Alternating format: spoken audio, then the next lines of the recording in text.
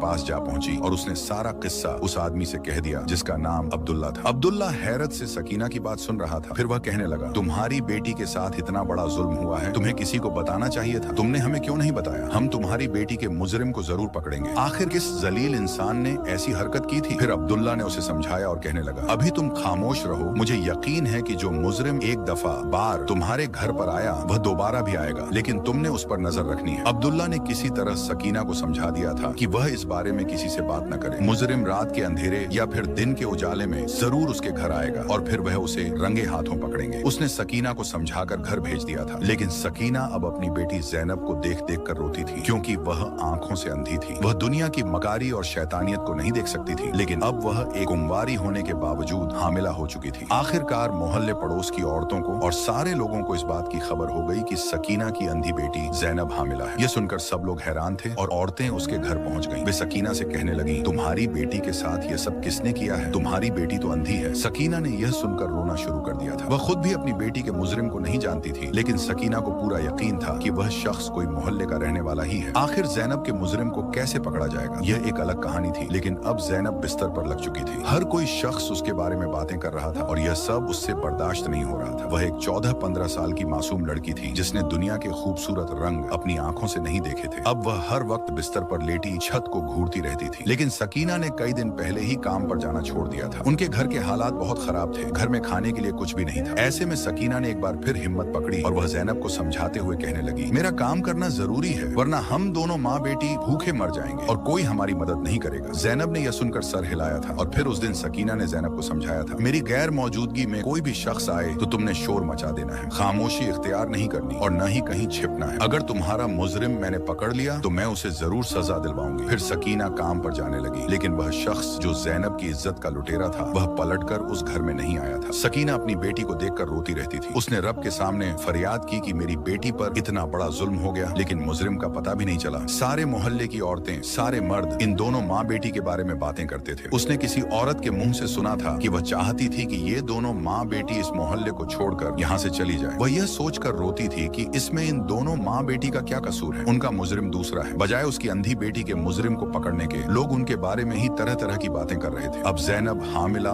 गर्भवती हो चुकी थी। एक दिन ज़ैनब की हालत देखकर उससे रहा न गया और वह दोबारा उसी शख्स अब्दुल्ला के पास जा पहुंची। वह अब्दुल्ला से कहने लगी, आपने मुझसे वादा किया था कि मेरी बेटी के मुजरिम को पकड़ेंगे, आपकी इस मोहल्ले में बहुत इज्जत है, इसीलिए तो मैं आपके पास आई हूँ। ये बात मैंने किसी के सामने नहीं कही, लेकिन आप मेरी बेटी के मुजरिम को पकड़ें। जिस दरिंदे ने मेरी बेटी के साथ ये सब किया है उसे इबरतनाक सबक सिखाने वाली सजा मिलनी